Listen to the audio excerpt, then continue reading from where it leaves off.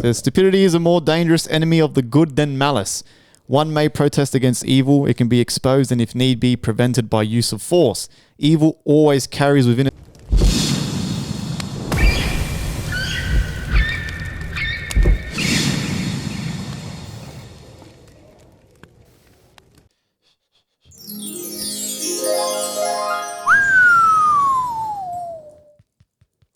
Beautiful.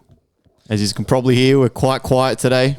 Thunder God. They can tell in the first 5 seconds if this guy's here or not. The first 3 seconds, I think the listeners can tell when the Thunder God is not here. As always, this episode is brought to you by the Hydro Grip, the Creatine Lab. I've got my phone on my Hydro Grip right now, off camera. You can see here. But I've got it off my camera as always. It's Thursday again, man. Thursday again. What's happening, dog? What's going on? How you been? I've been good. Dime. How's your week? ¿Qué pasó, homie? Nothing too exciting. Just, waiting for this album to release. I've already started working on my single for after the album. Really? So, man, I'm a different beast, man. I'm telling you. Now that I've finally kind of worked out how to do EDM, I reckon I could pump this shit out like real quick. 9 long years it took, but I finally got there, man. It feels good too. Like, it feels really good knowing how quick I could pump out a song. Like, here's a cool little story for you guys. One of my songs on the album, Escapar de Aquí, I did that song, mixed, mastered, and sketched all in one night in about 3.5 hours. And what was really cool about that song was I made that song on my night off, supposedly, which is fucking funny as fuck. So it was one of the nights where Chloe, my fiance, she was out at a girls' dinner with the girls and they were hanging out.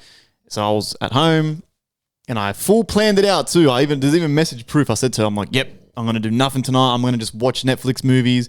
I'm going to hang out with the dogs. We're going to, get Maccas. Like basically a full normie night. I was like, yep, I'm going to be a normie tonight. We're watching, boom, got the Maccas, bang. I'm pretty sure I was watching Andor. Can't remember what I was watching. It might have been the end of Andor or something I was watching after Andor. And I remember sitting there watching it, and then I just got this random as fuck idea where I was like, fuck, what if I could try making like, because when you hear this song, it's dope, man. I was like, what if I could try like a Latino style dubstep drop, but instead of dubstep drums, I'll use like the reggaeton drums. And I had that random idea while I'm watching this fucking shit, right? So that's my brain not switching off, right? I'm supposed to be watching TV, eating Dorito chips and shit. And I randomly had that thought and I just went, fuck this. I have to do it. I paused the movie. I got up, got the dogs off my lap, got up, come running in here, sat down, and I had the whole sketch done in like 20 something minutes. It was unbelievable. Got the drum samples, boom, boom, boom, did the doom, doom, doom, doom, started designing the basses, and then I was like, oh my gosh. Then I found the vocals, and I was like, bro, mixed, mastered, polished, 3.5 hours. Done. Threw it on the album. Yeah, that's mad. It's one of my favorite songs on the album too. I can't wait for everyone to listen to that song, man. So, what's the date of the album? 25th of July. So not tomorrow, because we're recording Thursday. So by the time you guys are listening to this episode, it's this fucking Friday. I'm dropping a snippet tonight after we record about 8 p.m. A snippet. And this snippet is all 22 song files. What? Including the skit. You're doing a snippet of everything? Yeah, tonight. How long's that fucking video? Like 1 minute and 40 seconds. Oh. So you guys will be able to, again, if you're listening to this, the snippet's already out. So I'll be dropping that tonight. That's cool. Super excited, man.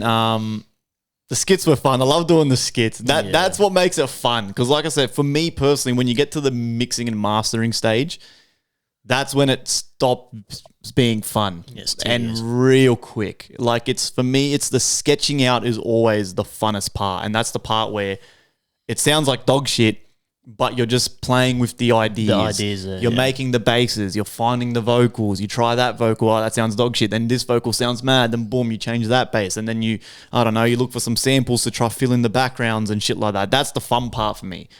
And then once you get to the fucking mastering, I don't mind. Mastering is actually kind of fun as well. It's the mixing. Especially with EDM, bro. There's 10,000 fucking things going on. It's like, God fucking damn it. And you're trying to tweak it and boom, boom, boom. You start to dog whistle a little bit. But me and you were talking just off air.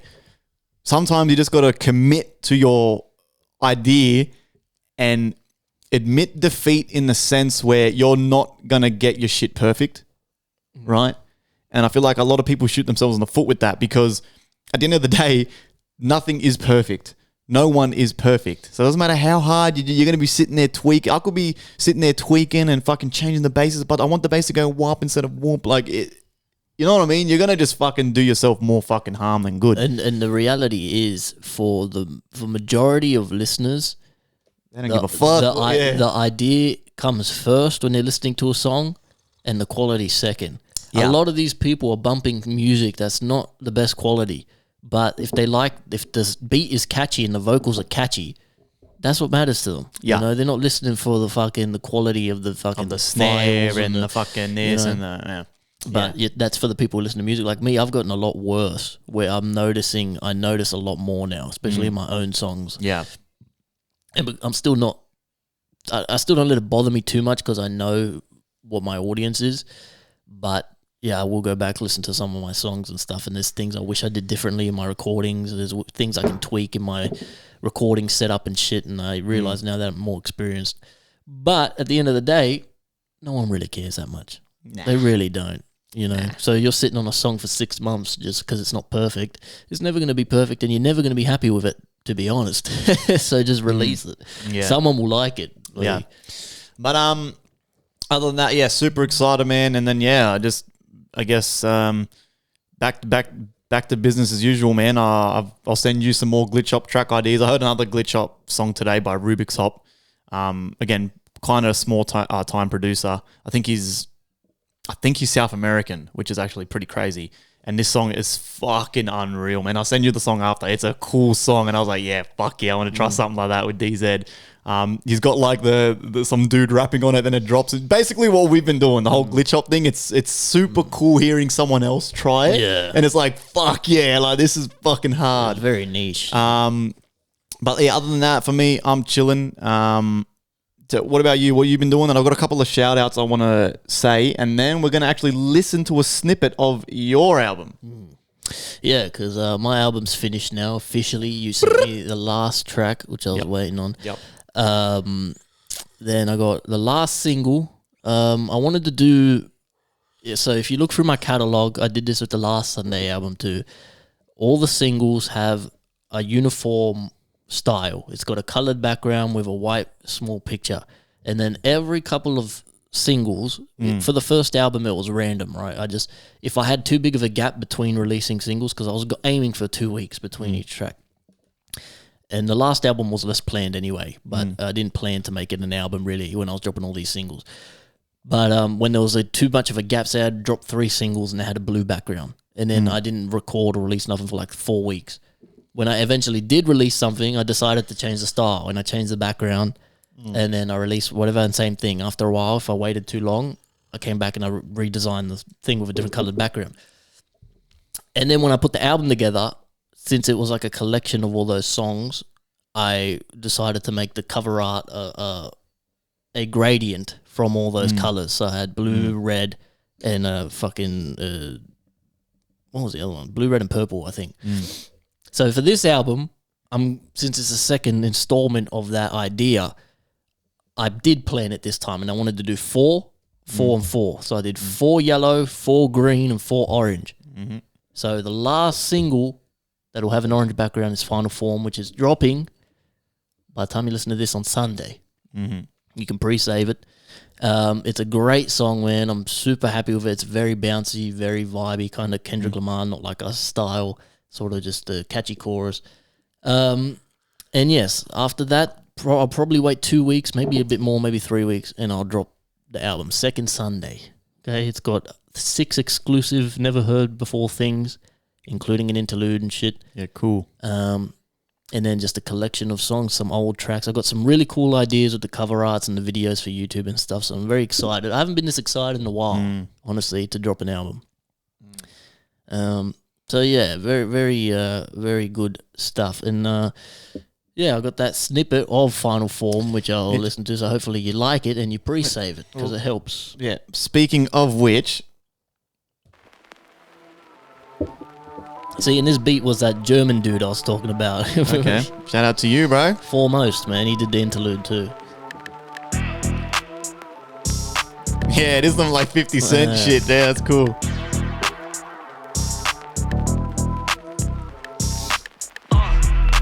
You ain't seen nothing yet, not even my funnel form. Trying to talk to me in my ear, I don't hear it all.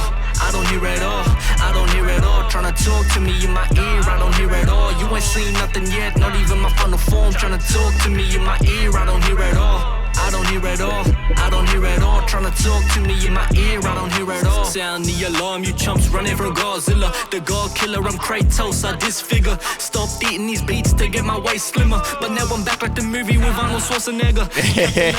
King of this rap shit, the governor with 100 words making backflip. Forsaken that you trash for real. Save it for them. Save it for them. yeah, That's cool, sorry, man. So hold on. So he done the beat, and you're still using the same. So the ones that so I didn't mix and master that one. So you've got me and then another guy. You're still using that same guy. Mm-hmm. Okay, that's kind of cool. A cool story about that dude, man. His name's Wavy Kang, right?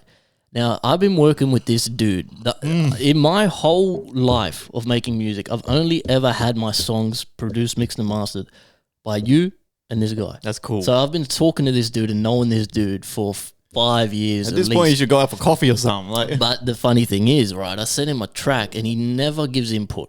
Like, he'll never say, I think you should do this or this or this. Never. He just does what I want, and then he'll say, let me know any changes, bro. And one of the last songs I did, I sent him, I also got Madeline on there. You know Madeline? They're rapping now, so I sent her the verse, and she did a fucking cool verse for it. Anyway, I did the hook, and I can't sing, obviously, but I still do my hook sometimes. And I sent him the verse, and he goes, is there any chance you could redo the hook? I think you can maybe do it better, like tweak it a little bit. And then he's like, here, I'll show you an example. He sent me his vocals on it. oh, what the hell? And I was like, why don't you just jump on it? That's what I said. I'm like, bro, that's better than I could do it, bro. You want to keep it and feature? He's like, yeah, bro, I'm there.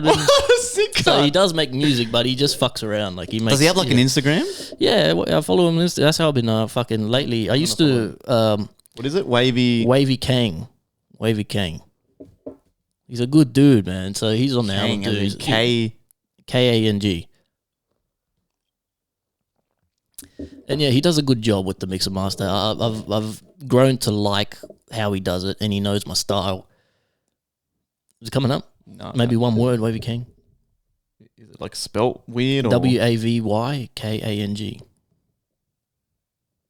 Wavy. He should come up because I'm following him. Yeah, there you go. You're the only one. Yeah. Yeah, cool, man. And the crazy thing about this dude is too, he's an American dude, right? And I'll send him a track, and he gets it done so quick, man. Like in the same day, like a couple hours later, he'll send it back to me. He's a fucking awesome dude. That's cool. So yeah, he's for the first time. I've known him for so long. Finally got him on a song. That's great. That's really cool. What else about the album? Is there anything with the music? Yeah. The cover art thing. I really take pride in this cover art thing, and there's a lot of cool references to the picture I use in the cover art. So for Final Form, it's a picture of Frieza from Dragon Ball Z, right? Yeah. So there's a lot of cool in the. I've been using AI to make the canvases like move. Yeah. So I import the picture and it'll animate it. So it's pretty cool. So, and I got a cool idea with the cover art of the album and shit too. It's pretty awesome. Yeah. So that's exciting, man. Yeah. So it kind of worked out good. That is basically my album, your last single the same weekend, and then your album 2 weeks later. So have you already done the process of uploading the album? No, because I've been busy, I guess. Yeah, I could do that now. I got everything I need. Huh. Yeah, I guess I just haven't had the time. I'll do that tonight or tomorrow. Yeah. So, no release date, but probably next week I'll have one. Other than that, I went to fucking Disney on Ice with my daughter on last Sunday. You ever done anything like that? Yeah, we went to Disney on Ice fucking yonkers ago when we were kids, I'm pretty sure. Did we? Yeah. Yeah, pretty cool. It's honestly, they get the fucking, like they had at the start one of these chicks on the fucking, like the fucking, the rope that dangles down, they're spinning around heaps quick and shit. And I was just thinking, man, if they fall down, bro, all these kids in here are going to be traumatized. And it happens, man. Like I was almost braced myself for it. I'm like, this motherfucker's going to fall down. Yeah. The kids are going to cry. It's going to be a disaster. They're going to break their arm. There's a whole stadium of 50,000 kids They're crying. going to have to cancel the show. Okay, no. My daughter had a good time, I think. Yeah, it's she enjoyed herself. Kids are hard to read sometimes. You're like, do you even remember anything that just happened? Like, yeah. I don't even think she could see very well. I think she got my eye disease. She's just sitting there. You're sitting fucking 100 rows up. No, we had good seats, but she's been doing this lately. Oh, no. Yeah, she's got a And father's eyes. we keep trying to ask her, like, why are you doing that? And she's like, I don't know. She's like, we're like, are your eyes all right? She's like, yeah. Why are you doing that? Like, she's literally blind and she hasn't said nothing. I don't know. Yeah, that's fucking funny, man. Before we continue to the questions, shout out, as always, to Megalodon. We love him here. I've been talking to him. You've probably been wondering why he's been so quiet with the music. Obviously, he's off socials, but yeah, he was having some PC troubles, which is fucking crazy because it was right when he started his podcast with Jazz. Yeah. So that is just unfortunate. I'm not going to lie, that could diminish a lot of people's flame, a lot of people's hunger, but not Sir Meg. He's got a brand new laptop. I helped him pick the laptop, gave him some advice on what you need. He's got the laptop. He's looking at some new recording gear for the podcast. So hopefully very soon him and Jazz are back recording the podcast. And he showed me a snippet of a song he's doing. Super dope, man. Super dope. It's a remix of a very famous rap beat. I don't know how the fuck he's even going to get the clearance for that if he's already got it, which would be crazy. But yeah, I'll leave that as a surprise for everyone. He'll do it, I'm sure. Which is super dope. And shout out to homie Boz Dub, BOZDUB. Didn't even realize this motherfucker was listening to the podcast. So shout out to you, man. He messaged me today. Again, long story short, met him through the Sydney-based scene. And this is what I love about the Sydney-based scene. It's this part. It's the part where, like I always preach, where you build the relationship that goes beyond the music and the fucking dubstep and the DJ. Like, I don't give a shit about that shit. Like, you know what I mean? I like the socializing. I obviously like DJing, but I don't like it that much. Like, you know what I mean? Like, fuck, I prefer the podcasting and shit over DJing. Like, so again, I don't know if I told this story on the pod, but funny story. I met him through work because his old company he used to work for was one of my clients at work. So I've dropped off some stuff, and as I've pulled up in my ute to drop off like a load of, oils and shit, this motherfucker's got his van working on at the front of his yard, and this guy's cranking fucking rhythm full blare, like womp womp womp womp womp, and I've pulled up, I can hear it. I've pulled up, cracking up. I'm like, fuck, look at this funny cunt. I've jumped out of the car and I've gone, oh yeah, I'm like, Doko, what fucking song is this? And then we started exchanging songs and yada yada yada. And then it turns out that the whole time he was going to all the Shook Crew events and stuff. And I was like, bro, what the fuck are the odds? I'm like, dude, I'm like involved with that shit. And he goes, what the fuck? We obviously exchange socials, yada, yada, yada. And we've been, talking on and off ever since. And every time I go to a Shook Crew event or a dubstep event, I see him there. So shout out to you, man. He messaged me, just helping me. Apparently a place where, because I did mention last episode, it'd be cool to get some vinyls for my album. He told me that he knows a place. So what? He heard you mention it on the pod and messaged you because he heard it on the pod. Yeah. Yeah. So, and it's just super cool, man. See, that's the shit I love, man. Like, I just love that shit. It goes beyond the music for me.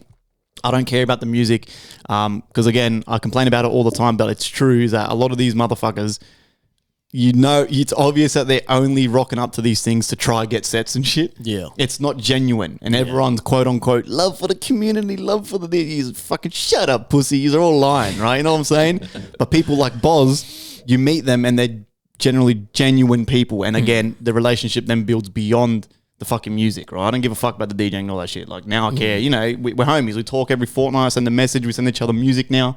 I love that shit. I froth that shit. So good luck to you. He's actually entered the Your Shot competition to DJ. Nice. I'm going to try my best to make it. I don't even know when it is. I'm pretty sure it's this weekend or next weekend. I'm going to try my best to make it out to watch this guy's set, man, because he's been to like a few of my sets and that, so I want to, reciprocate the favor. So everyone, follow him, Boz Dubs on Instagram. He's just getting into DJ. Let's show some support. Thank you also for the vinyl recommendation, bro. I really fucking appreciate that shit. Nice, man. We love that shit here. Good on you, bro. Now, questions. By the way, if you're watching on the YouTube, we're drinking tea today, not any alcohol. We're looking for a tea sponsorship. Any tea bags, send them these ways. We will drink them every night on this podcast. Whoever beats us, whoever wins the race, either alcohol or tea, or both. Or do you have an alcoholic tea bag? That'd be great.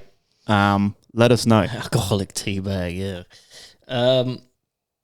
Yeah, we've got a few good questions. Let's have a look here. Thank you for the questions, by the way. What do you think about the Take Flight page getting taken down and magically coming back? Yeah, okay. So this one's an interesting one because shout out to Morris. I saw he went on a bit of a spiel about this. Yeah, right. Was Take Flight the thing you sent that... The contest. The contest. So they're the ones that were running this contest. Yeah. The supposed $2,000 that apparently doesn't exist, I think. What? Really? That's what Morris was going on about. Yeah, and did you not watch his... No, stream? I didn't watch the whole thing. No. Some about that. Okay, whatever. I may have butchered that, but I'm pretty sure that's what Morris was trying to get at. Interesting, right? I don't know what happened. I do want to message Morris and kind of get a bit of a more in-depth read on the situation. But yeah, I mean... Oh, fuck these pages, bro. I Yeah. don't give a fuck about this Aussie rap fucking page, you fucking whatever. You're all dog shit. You're all ass. All the people you follow and listen to are ass. I follow a few of these Aussie rap dudes, right, that are bigger than me, and they post stories that are just bizarre. They can't spell. You're a rapper and you can't spell. Boggles my mind. These cunts can't spell and they're rappers. Your career is based on the English language and you can't spell. That, like, come on, dude. Come on. You're rapping for the image. You're rapping for the whatever. It's like you don't even have a fucking half a peanut brain to fucking rap. It's a language. It's language. It's all language, man. If I wasn't so good at English during school, I probably wouldn't even like rapping as much as I do. The reason I enjoyed it is because of the playing with the words and mixing words. If you can't even spell the fucking words you're saying, how are you going to rap? Bro, you're using two with double O's instead of one O, or using 2 1 O instead of double O's. You're fucking saying fucking where, were, and where, and fucking there and there is wrong, and fucking come on, bro. It's basic English. That's like nap playing shit, bro. Come on. Anyway, this one says, what inspired you to start a podcast and how has your vision for it evolved? It's a good question, man. I still can't remember starting this, if I'm being completely honest. I thought it was him. He says it was me. I don't physically remember the conversation where we sat there and went, let's start a podcast. Yeah, it was brief. There wasn't much of a conversation. I was pretty sure you texted me. I don't remember it at all, bro. I don't remember getting the equipment. I don't remember doing fucking anything. I don't remember shit. I remember doing the first episode and it didn't work because we didn't have equipment. We were running it through the door. We didn't actually have the podcast machine. I was trying to record it straight onto FL Studio, which in theory should work. That's how I do my solos. Well, yeah. But after that didn't work, the next episode we got gear straight away. Yeah. You were keen to do this, man. I don't remember shit, but that's how you know we don't fuck around here, man. We got equipment straight away, no idea what we're doing, and we fucking figured it out as we go. Now the vision's great because we've got a bass listener base, which is the most important thing, right? A bass listener base. So we got, like I said, even if it's only fucking 10 of you motherfuckers that are listening, that's still super fucking dope. And when I check the fucking stats, it boggles my mind when there's fucking 80, 90, 100, 130 a month. It's like, what the fuck? That's insanity. Again, I think the next step, which is the hardest step, obviously, is getting the community, obviously, to be a bit more active. So that's obviously growing the FireCast socials, getting more people to comment and send voice messages. And like, because eventually it'd be so dope where if it gets to the point where we got a lot of people who are interacting, we can then do like a whole fucking half an hour segment of just reading people's fucking questions and advices and calling people and et cetera. That would obviously be the next step. Because again, I'm a big believer of slowly growing. Your equity curve should be just a slight increase over time, not a plateau. If you stay the same, it's cool to stay the same for a couple years while you're tweaking and working things out. But if you get to fucking, say for example, we're at our 4th year recording, 3rd year recording, whatever the fuck it may be, if we were still like this, the same, like there's only 5 people, 6 people that we're doing this, or we're slowly going down, like we've lost a listener out of the 5, then obviously that's not good. We're doing something wrong. That's what I'm saying. So like, yeah, I believe it has to always be slightly, even if it's just like 1 new listener a year, you're still 1% better every year. You know what I'm saying? So yeah, We're doing pretty good. we're doing good. I'm happy with where it's at, man. Like, and if you look, my vision for this for a long time was stuff like this: having a neon sign, having a spotlight, having the tables and setups and shit. So it's an increase every time. Yeah, and like It's improvement. Yeah, and when I do eventually, move out of this granny flat, because obviously as me and my fiance, we start to outgrow this place, and I have an actual house, I'm sure there'll be a lot more room for an even bigger, better setup. You know what I'm saying? 2 spotlights, and I'll have a whole room dedicated just for this, and it'll be a lot more space, and boom, boom, boom. Like, you know what I'm saying? Like, we're really making it work for what we've got, and I'm very happy with where it's at. Yeah, me too. As long as it grows slowly, not stays the same or decreases, I'm happy with that. And word of mouth is the best. Honestly, word of mouth is the best thing for us. So if you like the show, and share it, man. Appreciate you guys who do share it and have been here for a long time, and send us the questions. I'm just impressed and happy that we have every week questions. At to least a answer. question, You know what I'm saying? It's super dope, man. This one says, favorite 2 songs you've written. That's a hard question. Good one. For me, probably Escapar de Aquí is Really? Yeah, man. When you hear this shit, it's just like, yeah, I've got like a little place in my heart for that song, because like I said, it was an idea that I executed so quickly, and it's like nothing that I've heard before, which is super dope. But if we're talking older stuff so far, it's been out for a while in the catalog. Yeah, that's hard, eh? It's actually crazy how big our catalog is now. It's huge, dude. It's a huge catalog. When I transferred all my music over to my new distributor, it was a fucking nightmare. Feed the Fiends. I was talking about this off air. I love that collab with Moby, bro. Do you want to feed the fiends? Oh, love that song. For me, like you, I guess, like, it's always your new shit's your best shit. Yeah. But like Final Form is probably, and it's probably one of my funnest songs I've written in a long time. And that song is not bar heavy at all, because I was prioritizing the catchiness. You know what I mean? So the bars suffered a little bit. I really like the last verse though. The last verse is all video game references and shit. Yeah, that's cool. That's my in my recent. That's probably my favorite I've written. In overall though, fuck. I like my features, man. I got my verses on my features are my best shit. I always fucking bring my A game to features. It's not even intentional. It just happens.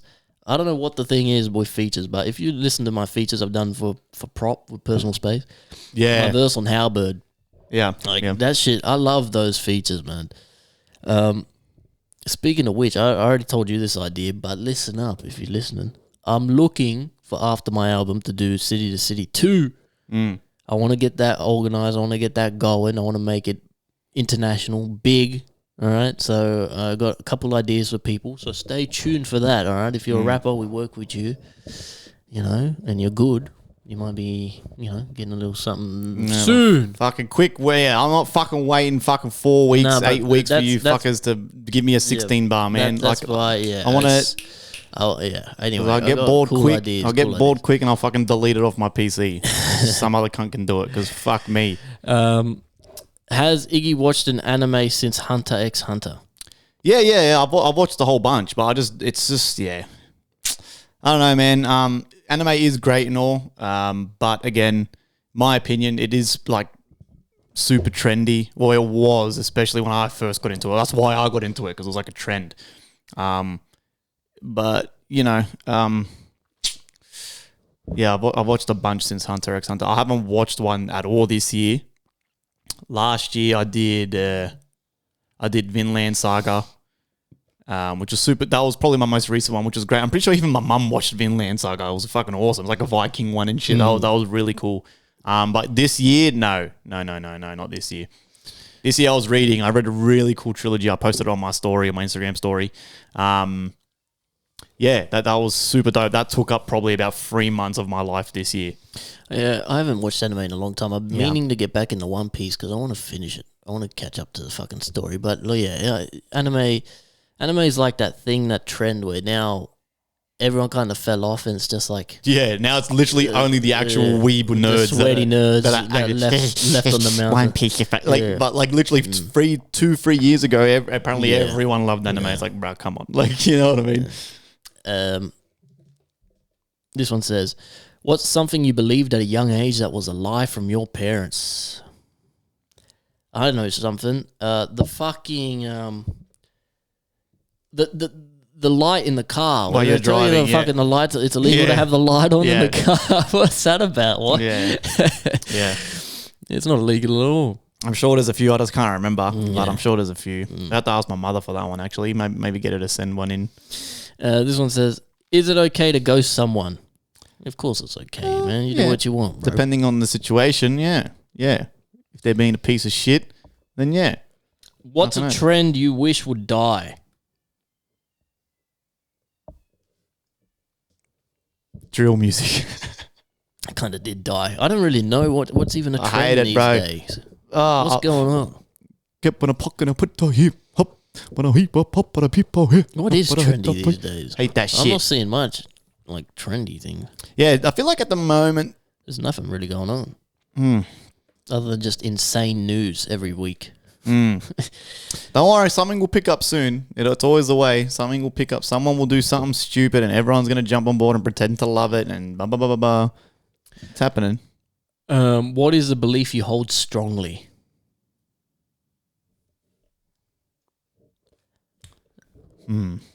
If you do good things and be a good person, good things will happen to you. God is real. Nature is real. All the fucking spiritual shit. I hold those beliefs strongly because it's true. It's the nature of the universe we live in, my friend. I don't know. That's a good question. Are you a man of God? Nah, fuck no, man. Bro, I'm a man of science, bro. I've said it 100 times on the show. My opinion, there isn't a fucking bearded dude sitting up there controlling what we do. Yeah, but I'm controlling what I fucking do, right? Yeah. I'm the one making my fate, making my prophecy. Now, I'm a big believer of evolution, and to be honest, I believe the simulation theory over religion, right? Because one, again, if you do your research, religion was literally created by man. It wasn't a book that was passed down from the heavens. It was literally a bunch of dudes that made it. The Catholic Church then started with the Hebrews back in the day, from whenever it was AD. They turned it into the canonical books of whatever the fuck it was called, and then every single religion afterwards then copy and paste the Christian or Catholic religion, and it's a copy and paste. The Hebrew, the Islam, the Buddhism, it's all a copy and paste version of each other, which is cool. I'm not bagging it. For me, it doesn't make any sense. What makes more sense to me is obviously the earth blows up, it's here, and then over millions and millions of years, slowly organisms and shit start to come together and form life. How can you know this? You can do a little scientific experiment for yourself where you can get literally a terrarium jar, and if you just fill it with fucking water and dirt and leave it there for like 4 months, literally little tadpoles and shit fucking get created into the jar. And they start making an ecosystem. I've been wanting to do it for a fucking long time, actually, getting a little terrarium set up. But obviously you got to leave it there for months and months and months and months, and then boom, life starts to form. But then the counter argument is, who put the life there in the jar? That's what I'm saying. Right? There's going to be someone sitting there and go, yeah, but it was God who made the earth here, and then from there it started. So again, I'm not also bagging that argument because it could be a possibility. I don't know. To me, I prefer the scientifical approach. Scientifical. Right? I prefer that approach. Again, both sides of the coin are super dope. But do I believe there's the dude sitting up there watching me going, yeah, today FriendlyFire's going to do this, this, and this? No. That's a very crude way of looking at it, that there's literally a dude, but it's a very simplified way of looking at it. Yeah. And also, Buddhism isn't really the same as those religions. You can't really lump Buddhism in there as a copy because it's very different. But Buddhism, there's no God in Buddhism. There's no. Yeah, that's right. True. The Buddhism, worship. They believe in, they're more spiritual. It's about yourself. Yeah. See, I fuck with that. I can get around that, right? But the other ones, the big main three, I won't mention them. You all probably know what I'm talking about. I just can't get behind it. I mean, that's just me though. They're all. I disagree with you. I think there's a God. I don't know the nature of that God, whether it's just there's a higher power. Everything's by design, man. Like, you can't fucking sit there and tell me the sun being 400 times further away from the earth than the moon is, and being 400 times larger than the moon. So then when there's a solar eclipse, they perfectly line up and are the same size in the sky. You can't tell me that's fucking science, bro. It is. It's literally gravity. That's what gravity is, first bro. Of all, that's not gravity. Yes, it is. If you got such a big landmass, aka the Earth, yeah. But the fact that it's 400 times further away and the moon is 400 times closer to Earth than the sun, and it's exactly 400 times smaller than the sun. That so when there's an eclipse, they're the same size in the sky to us. That is insane, bro. There's no way that's fucking by coincidence. It's impossible. It's impossible, Science. dude. See, Anyway, to me, science. See, it's just that's what I think anyway. speaking of this shit, the next question is, what do you think the meaning of life is? Kind of what you said before. What Just you make it? do good. If you do good, you will have a good life. Like, it's just be good. You know what I'm saying? Like, there's enough space on this earth for whatever you may believe for everyone to do okay. You don't have to be, fucking rich and fame and fortune and et cetera, et cetera, et cetera. But there's definitely enough to go around for everybody. But regardless of what you believe, though, see, then people take it that to the next level, and they get really extreme with their opinions and their views, and there'll be people fucking Christian this, it has to be a God, and they get angry at you for having the opposite opinion. It's like, bro, it's like no one at the end of the day really gives a fuck, right? We all care about ourselves. We're all the main character of this fucking planet Earth, right? But then just don't get, caught up too heavy on your opinions. Learn to see every side of the coin. A lot of people still struggle with that. And social media obviously doesn't help. But yeah, just that's the meaning of life, man. You do good and you will receive good fortune. Yeah, I think it's just really what you make it. The last question here, where is your happy place? Earth. Yeah, I mean, these questions are hard. I've never really thought about this type of shit. Happy place? At home with my family and my daughter. Yeah, my happy place, bro. I've said it before, that moment when I finally stop doing what I'm doing. My missus gets home. We've eaten full belly. We're warm. And it's me and her, my Watching two TV. dogs on the lounge. And we've just clocked off. That moment for me, see, if there is a God, that has to be my heaven. That's what I want heaven to be. If I don't get that, then it wasn't real. I know it wasn't real. I don't want to go up to pearly white gates. I want to be on that lounge with my family forever, for all eternity. That has to be heaven. True? Yeah, heaven on earth. That's what Buddhism's really about. And a lot of these religions, I think it's all a metaphor for...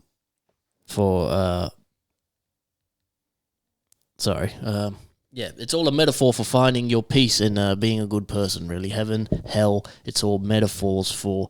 You can make your life hell on earth, and you can make it heaven on earth. Because if you're torturing yourself and doing bad things, you might not think it's affecting you, but it is affecting you. And you're torturing yourself and others. And that's hell. And on the flip side, you can make it heaven by being a good person, doing good things, and feeling good. It'll bring you good things. That's it for the questions. Thank you for leaving us the questions, man. That's dz.tj on Instagram, or you could just follow our link trees and shit.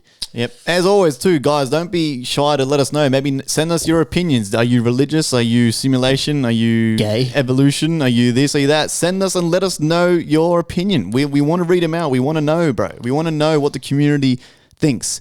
Don't just get our opinion on it. You guys got to get involved too and fucking let us know what's happening, what you think. What's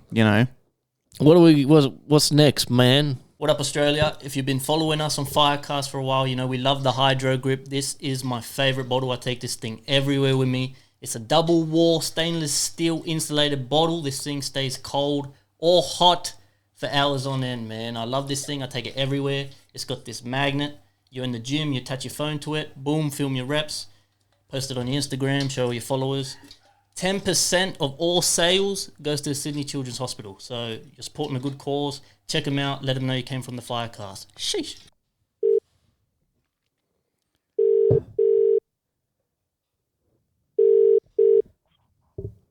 Yo! Yo, Breezy, what's going on, my man? It's cracking, bro.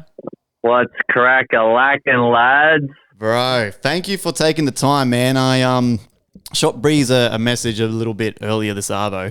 The reason for the call, my friend, you've made a very interesting post on your Instagram. And I got to give it to you, man. I am super excited to see your fucking journey, bro. Do you want to share with the audience quickly what you have done? And by the way, too, this isn't the official Breezy FireCast episode. This is just going to be a quick phone call. Got a few questions, and then we're going to tee up an actual episode. I want to get you on here. I want to get Verse on here, but we'll talk about that later. But let the people know, man, what have you done, my friend? Hectic, man. Well, first off, thank you for having me on this short call. Definitely get myself and Verse on there 100%. That'll be a crazy episode. But, man, I've just quit my job and I'm just going for it, bro. I'm going all in on the music. All or nothing, baby. That's what we're doing. That's what I'm doing. And that's the plan. Yes, sir. All right, man. So, can you please give us a little rundown? What was that push to make you do that? Because that's a scary leap. Now, was it like a happy, did you leave and burn the bridge with work, or was that like you just kind of snapped and went, fuck this shit, I'm fucking out of here? Or was this kind of predetermined? It definitely wasn't as predetermined, as I kind of imagined it would be. I've been going through a couple of things just like in life, you know, shit gets thrown your way and you're just like, man, honestly, I put my head up in the sky and I'm like, God, tell me what the frick to do. I have no idea what to do. And man, I went to work a couple of hours later and all of a sudden I just had all these visions, bro. It was the craziest thing. I was quitting work. I went to the beach. I sat at the beach and then I just saw like, man, you sell your car, you'll have money, you work on music for 6 months and it'll just fucking happen. So believe it or not, bro, it's crazy stuff. And yeah. That's awesome, that is man. Fucking awesome, man. Because we were literally just talking about religion a little bit before we fucking ring you, and then you share that, which is fucking insane, bro.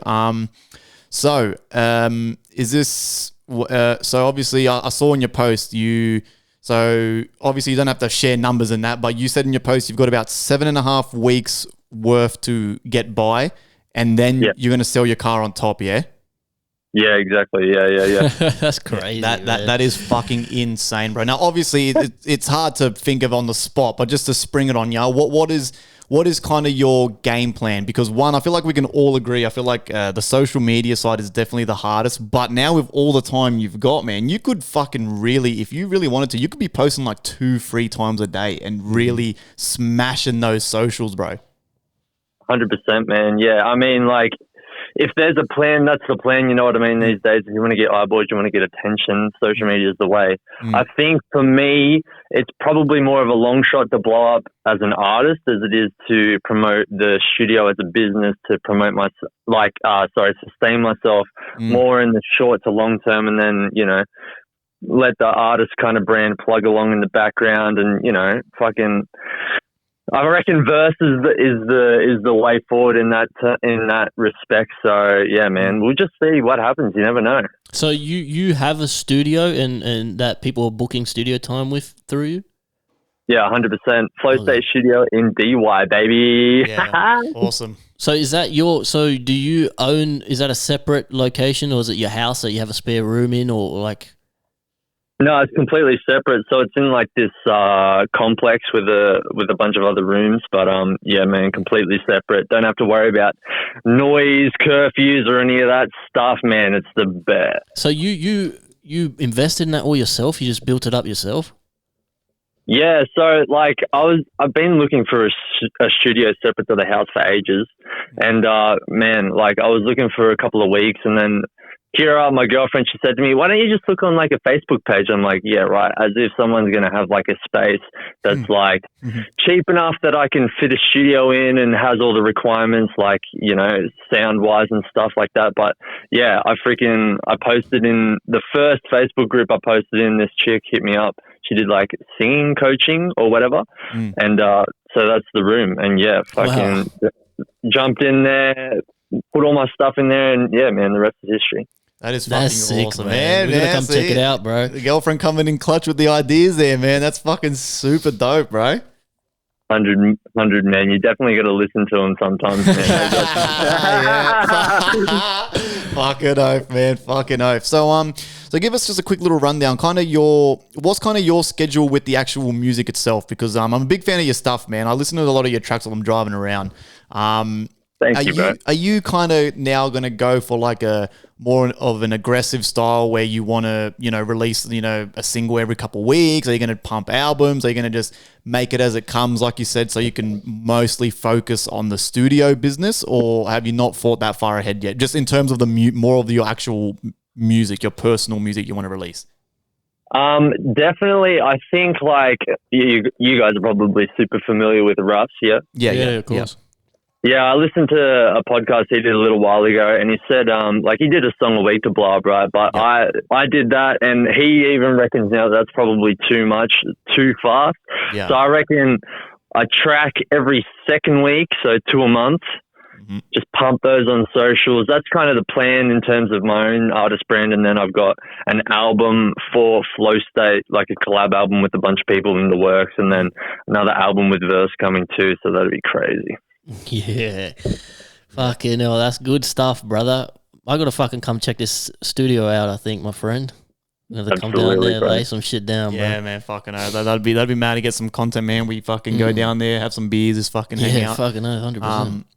Yeah, dude, that is fucking unreal to hear, man. So when you made that post, I was like, oh my God, like my mouth literally opened a little bit. I was like, fucking oath, bro. I was like, that's what we like to see, man. No risk, no rari, my friend. You got to sometimes in life take these fucking risks and really give it a crack. Because otherwise, for the rest of your life, you'll be wondering, what if? You know what I mean? Yeah, exactly. Yeah, 100%. Nah, look, man. Look, thank you for your time, Breezy. I just wanted to have a quick call and just to reach out.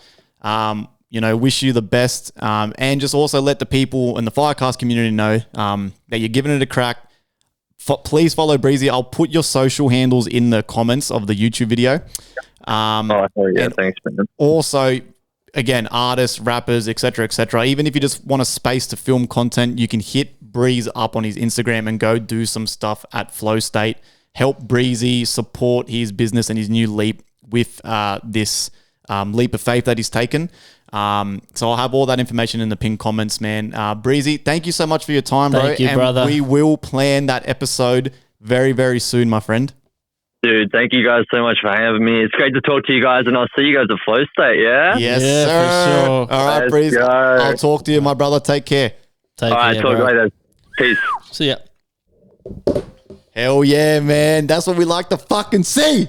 Let's go. Look, man, people who don't like to take those kinds of risks, what's the worst that's going to happen is you get a job again. Like, it doesn't work. Fuck it. You get a job. Like, what, you know what I'm saying? Like, come on, man. You got to do these things. And the thing that people forget too is that, especially when us, like, even being millennials, right? Like, yes, I get it. We're all almost 30. Like, half of us aren't even 30 yet. Like, I'm not even 30 yet. But, like, we're not that old. You still have youth on your side. Like, if you as a young 28, 29, 30-year-old walk into any fucking business in Sydney or Australia for that matter, obviously not fucking, heart surgeons and fucking shit like that. But I'm talking anything to do with tools, warehousing.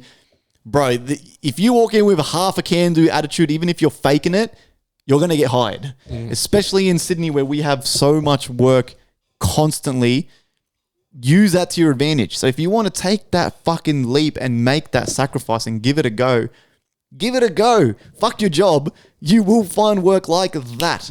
It's when you get to, you're about 45, 50 is when it gets a bit, how you going? You're not going to hire a 50-year-old who walks in. But like, and the thing is, when you're our age, a lot of the people I know who are middle age or whatever are working jobs where they're just as qualified as I am. I can work the same job right now. It's different if you're a fucking brain surgeon and you dedicated your life and you have a career, and then you also have a side hustle of fucking making paper mache fucking cranes, and it's like, I wanted to quit my job and try this thing for fucking a couple of years and see if it works. That's maybe you got to weigh up your options a little bit more there. But if you're just working a normal job with no qualifications like most people are, you can just get another job, man. Like That is fucking so dope, yeah, man. that's dope, man. We wish Breeze all the best of luck here on the FireCast. So, guys, again, do us a solid. Follow his socials. If you a local rapper or whatever and you need to book studio time, to be honest, it'd be good for us to just book out his room just to film content. Just go somewhere. That's what I'm saying. It'd be cool to do videos in there. Yeah. Just because, again, we need to pick up. I found a mad spot for us to do a video clip too. It's literally like 10 minutes down the road. I don't know how we're going to get in there. It's an abandoned car parking lot. It's covered in graffiti and shit. It's just down the road. Well, So I'm down to go check it out. We got to do this stuff. We always say we should do this, we should do that, and fucking we never do it. So I might go fucking maybe this Saturday morning. Just pick a random song that we've already got released and just fucking film shit to that's it. what you do, man. It'll be cool. But yeah, that takes us to The news you can trust. The news you can trust. Only believe what we say. kick us off, Joey. No, he's not He's here. not here. Did you see the guy who was taking care of the real life Annabelle doll Yes. suddenly died while Yeah. they were doing a tour or some shit, and they haven't said how he died? Is this true though? Or is this a bit of a It's true. hoax going around? It's true. I seen it on the fucking news, man. Now, I don't fuck with that shit. I don't claim any negative energy from any of this shit. Do you like scary movies and that or no? No, fuck no. Really? You crazy? God damn, man. I love it. Someone else, I know. Why would I want to be scared? It's a negative emotion. No. Why would I go out of my way to feel something I don't want to feel? I don't think I've seen a scary movie in my life. Come on, surely I've seen Drag Me to Hell when I was about fucking 11 years old at Jerry's house. That's a terrible movie. But that's probably the extent. Me and my fiance love scary movies, man. Oh, you have everything pitch black. You get spooked. You got the blanket up. It's fucking hectic, man. My boss, we were talking about this shit the other day, actually, and they were telling me about the Terrifier movie. And the Terrifier movie is the fucked up clown thing. And then he was telling me he's going in the house, whatever, at the start of the movie, and there's a kid in the bed, and you think, oh, he's not going to kill the kid. And then he kills the kid in the movie, and you see him butcher a child. That's insane. And I said, I'm like, what the? That's fucked up. Whoever made that movie is fucked in the head.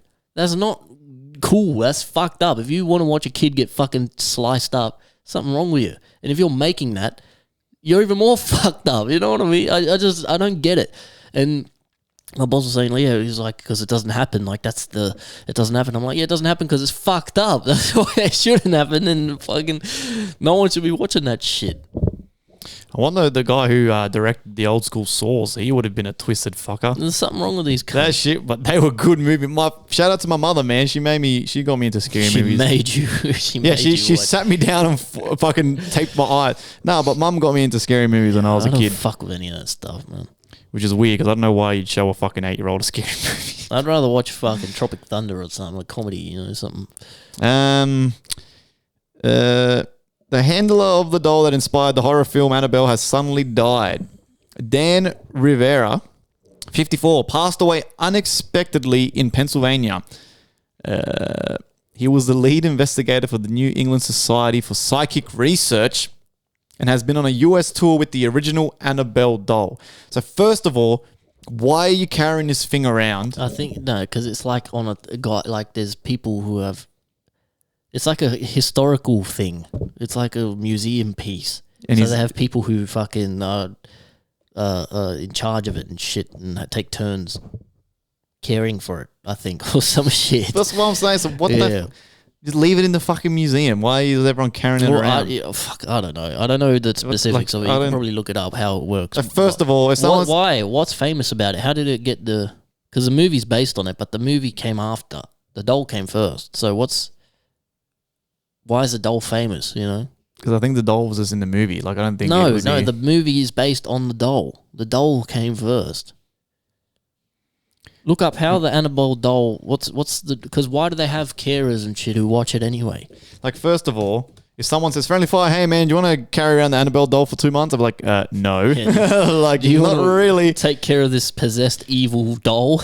Like, are you fucking crazy? So the Annabelle doll story centers around a raggedy ass hand doll that paranormal investigators Ed and Lorraine Warren claimed was possessed by a demonic entity. In 1970, a woman received the doll as a gift, and she and her roommate began experiencing strange occurrences, including the doll moving, changing positions, and leaving messages. A medium identified the spirit as Annabelle Higgins, a deceased child, but the Warrens later determined the spirit was demonic. Again, right? How, where, who? What's the again, right? What's the proof here, right? Especially back in 1970, where if the wind probably blew too hard, I'd be shitting my pants, going, "Fuck, there's like a demon outside." But bro, like, come on. Well, this guy died now, so there's your proof. Fucking hell. Did he just choke on an artichoke? We don't know. There's no. Look, man, I'm skeptical. I do think these things are real because, like I said many times on this show, I have experienced some things that were paranormal. I've seen fucked up shit too, man. I don't claim any of this fucking energy, bro. Keep this shit But away from me, man. Listen to me, man.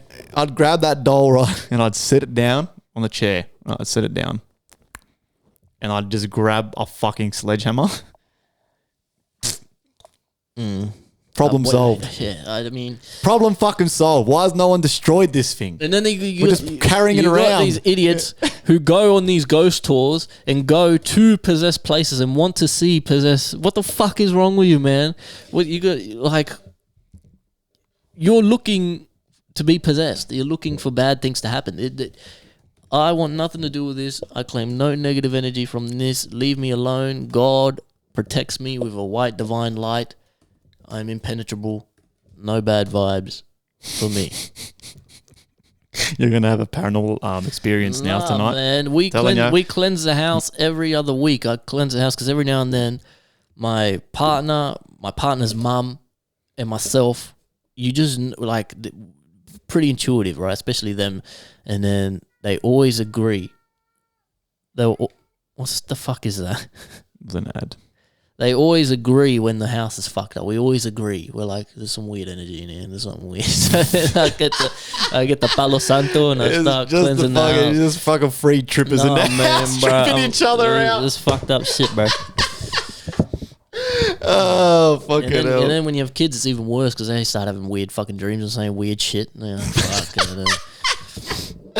Oh, fucking hell. That's funny. On a lighter note, the Tomorrowland main stage is engulfed in flames. That's not really a lighter note. Well, away from the demonic stuff. I mean, no one has died, thank God, during this accident. But the festival was literally this weekend in a couple of days, which is, I've been seeing some TikToks of, people flying there 30 hours and shit to get there, and then you land in fucking Belgium and then you get that news. That'd be horrendous news. I'm not going to lie, I'm not a stress head, but if I just landed in Belgium for this festival, I'd be fucking stressing because the tickets ain't cheap, the flights ain't cheap, man, and the accommodation ain't cheap, and you get there so excited to see the stage. That's part of the shit. Part of the big shtick is the reveal of the stage, right? But my personal opinion, as if right next year, Tomorrowland main stage isn't a fucking phoenix rising from the ashes. Well, that's a great idea, actually. As if they don't do a fucking phoenix. Well, so what are they going to do now? What, they're going to have a fucking Timbuktu bamboo temporary stage? If it was me, if I was over there, if I'm a patron of this, I don't care at this point. Just the show must go on. I don't give a fuck if they're DJing out of a cardboard box, a bamboo shack, a fucking container. Who? Musk? Huh?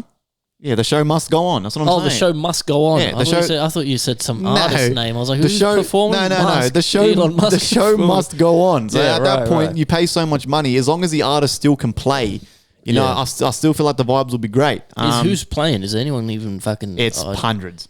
It's like literally 3 days. Yeah, but who's the biggest fucking name on there? Name a DJ.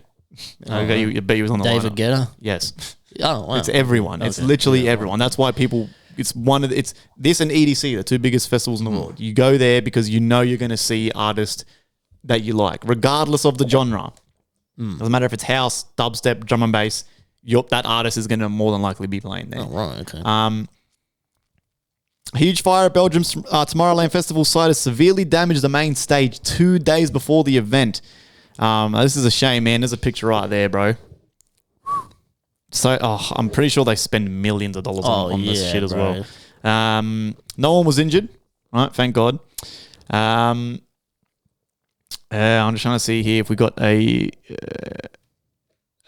scene. So apparently the fire was out of control for like most of the day. No festival goers were on site, but there were about 1,000 staff members present who have now been evacuated. I did see a post from Tomorrowland though saying that obviously it does suck, but please don't freak out. We are trying to find a workaround, so that's good news. Especially if you're a patron, you'd be again very stressed if they're not saying much or they're telling you that there's a bunch of artists now being cancelled, etc., etc. What's the security like for these things? Because you went to these kinds of festivals. Awesome. Yeah, they don't give a fuck. I couldn't believe I went to Disney on Ice, and like the security is so intense just for that. Like really? that fucking they call stadium, bro. Like they had the metal detector fucking things. You have to leave your bag. People couldn't even take their water bottles in. You had to leave your water bottles on there. But I don't know if that's because they want you to buy their own fucking bro. A bucket of popcorn at that joint. Guess how much? Like 20-something bucks. $28 for a bucket of popcorn. You're kidding. Swear to God, couldn't believe my eyes, and I bought it anyway. But what? Yeah, and they were selling as well these little bubble ones. Mum bought one for my daughter. $50. $50 for a bubble one. That bubble one was pretty cool though. I was playing with it with Dove on the weekend. That was pretty fun. I'm not gonna lie, we're both just shooting each other with it.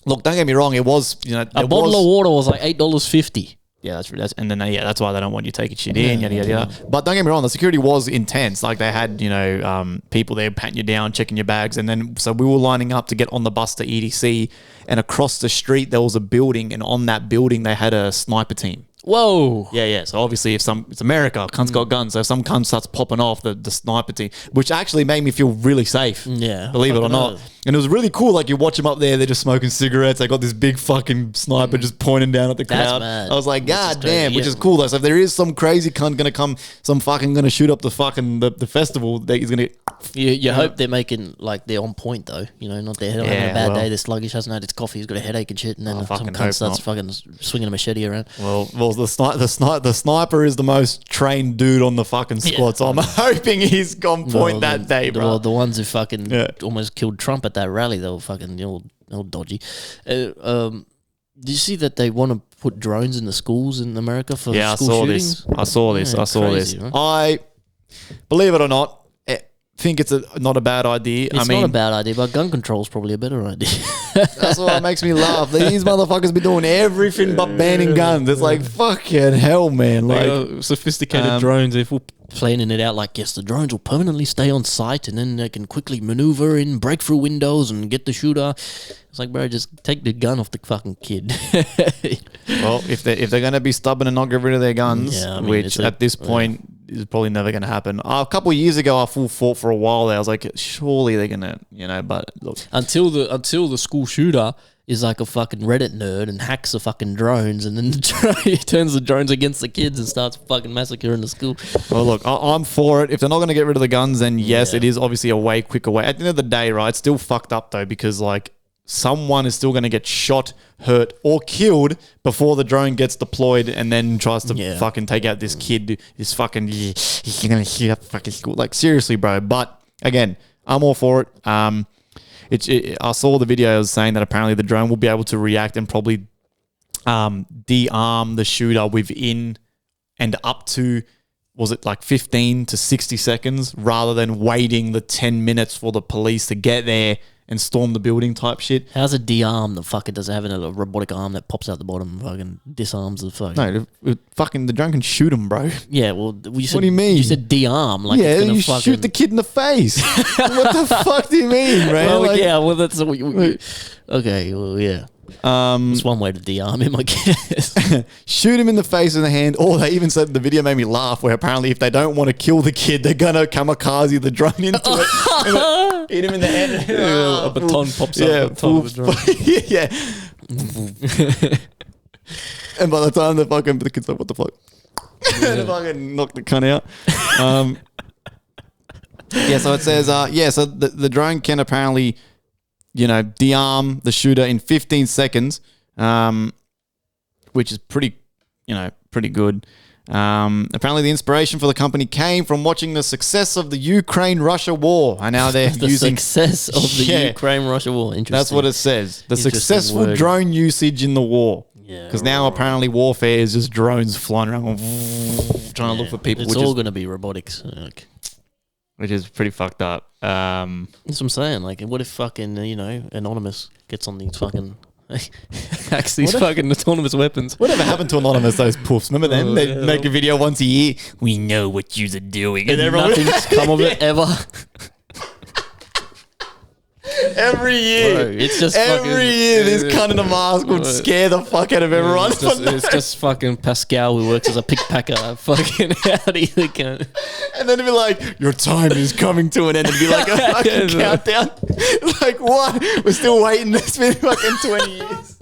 Oh, fuck, bro. Imagine, hopefully they don't see this and they fucking hack our shit. FireCast gets a bang. Oh, bro. Fucking hell. What else do I got? Let me turn this shit down. I think I have a whole bunch, actually. Yeah, I've got a few things. I got a whole bunch. Yeah, this one was super cool. Now, I don't know how old this one is. This one might be pretty old, but did you see what Aiden Ross said what the cunt wants to do when GTA 6 comes out? Which, by the way... he doesn't even know what the game's going to be capable of. He's already planning a fucking crypto. No. Yeah, the whole crypto thing. Look, the game's going to be great, but can you pull what he's trying to do? I mean, if you've got money like he does, maybe. But again, just quickly side note, because you guys know I love talking about, like the financial markets, etc., etc. You can actually purchase Rockstar stock. It's called Take-Two or TTWO on any stock platform. I recommend Trading 212. It's very user friendly. I've got my stocks and shares on that. What do you use? What? Trading 212. It's really user friendly. I really, really recommend it. Everyone that I knew was using Stake, and so was I. And that's what I told Fund the God to download. Now I told him to literally sell all your shit on that and then transfer them everything to Trading 212. This is 10 times better. That's a good stock to invest in too, because when GTA 6 comes out, that thing's going to go... Well, exactly, right? I've seen a video of a dude, again, grain of salt, I don't know if this fucking dude's telling the truth, but this dude reckons he bought a bunch of the stock when they first announced GTA 6, and since then he's up like close to 60%. Which in over a couple, that's like however many, that's like what, 20-some% a year, which is fucking crazy returns. It's really good for just slow, steady returns. The game is estimated on the first day of launch to make over $1 billion. Now, you need to understand that stock is, in theory, nothing's certain in this shit, that in theory, stock is going to skyrocket. So you buy some of the stock now, you hold on to it, but you need to sell on that, like, once that pump happens on that day and everyone's buying the game and boom, boom, boom, boom, you need to sell. Or you got to come up with a number in your head where you're going to sell half the stock and keep the rest running or whatever. Don't be these peanuts like... I'm downloading that shit right now. Have you watched the documentary Dumb Money on Netflix? No. It was based on the GameStop stuff with Rowan Key. Yep. Really, really good documentary. It only goes for like 40-something minutes. You guys should all watch it. The idiots are held still. Bro, there was this woman who held, she was up over $500,000. And this crazy, crazy bitch had single mom, had a kid. The kid needed braces and all the teeth were all fucked up and he couldn't afford the school stuff. And her car was broken down.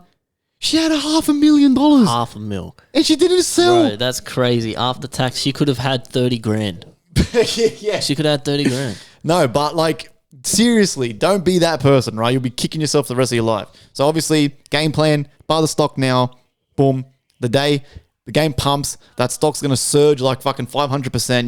Your dick's going to get hard. You're going to get excited. But Don't be that guy that sits there and goes, it's going to keep going up. No, man, you take your money, man, and you leave. How's the setup for this 212? Do you need American forms and shit? No. That's why I changed. It's all Australian. You'll be set up in 2 seconds. Can you trade Take Two on Australian market? Yeah. No. Yeah, so it's an Australian app, but it's got access to the whole world's shit. It's really, really good. You just send them a picture of your fucking license and you'll be set up in literally like 4 minutes. Okay, I'm going to do that tonight. And I'm going to dollar cost average from now until the game fucking releases. I even got my fiance onto it. So again, sorry to be completely off topic, but I really do. I am still overdue. I am going to do a solo episode really talking about this if you want to get into this kind of stuff. But so I'll even give you guys a cool little number on my trading 212. So I invested into a dividends pie. Long story short, dividends is when a company pays you for holding their stock. Okay? It's an incentive for people to hold the stock, which is really fucking smart. Obviously, you need a shit ton of money into said stock for higher dividends paid out. So some smart cunt out there, which is great. What I love about this app, it's like a social media. People will post what they're looking at, what they're investing in. What some smart cunt did on this app, bro, he created a daily dividends pie, which is he's got like 100 of all the top performing stocks of companies that pay you dividends. Whoa. So when you put money into this pie, you almost daily get like a couple cents paid out back into your account. So look right here, you can see with your own eyes, cash there. It's only $1 and 0.1 cents. That's what I've been paid for holding the dividends pie. Again, you're probably thinking, fuck, it's only $1. But again, that adds up, man. When you add up and then you use that dollar to reinvest into another stock or back into the pie, and then eventually the game plan is it'd be super cool where if you're getting paid like $100 a day for doing nothing, you can take that out, get lunch, put in your savings. That's the whole point of a dividends pie. Okay. Again, don't have to go crazy. You can do $20 a week if you want. It's even cool too with this app. So I put into my S&P 500 shares. If I put $50 in a week from now until 2030, I'm going to turn, it was, I think like 20 something thousand into about 50 something thousand. Which is super, super dope. And it full shows you with like your return, your ROI, return on investment, et cetera, et cetera. It's similar to Raise. Really, really, really cool app, man. I really suggest everyone fucks around with it. But yeah, again, buy fucking Rockstar. The day it comes out, boom, boom, boom. But Aiden Ross was saying apparently he wants to create... Do you have Rockstar share? No, I actually don't. But it's something I am going to be looking into it, especially when I realized... I was holding off though because I knew it was going to get... the game was going to get put back again, delayed this year, because I'll kind of wanted to wait for that announcement because I kind of had a feeling the stock would dip, which it did. So that would have been the optimal buying time. But again, fuck... I'm getting married, bro. I don't have fucking spare couple hundred. But when the wedding's over, though, different story. Stocks are fun, man. They are. It's easy. It's just as fun. It's easy. It kind of makes you feel like you're at least giving it something a go to get out of this normie life.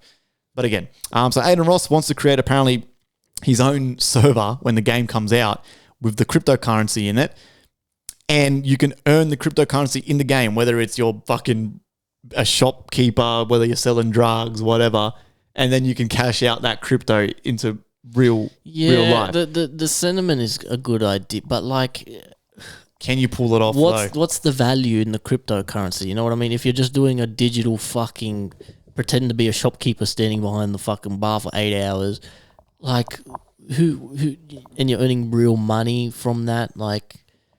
Well, yeah. So the value of the crypto has to come from somewhere, right? Yeah. No. So he explains it. So obviously he's going to be like the main liquidity provider, which again, if you've got the money to pull it off, it's a fucking mad idea. I reckon it'd be super fun. I'll be playing that shit every day. I'll be fucking selling drugs, running fucking gangbanging and shit. Yeah. You know what I mean? But fucking, again, I think it's a super dope idea. Can you pull it off though?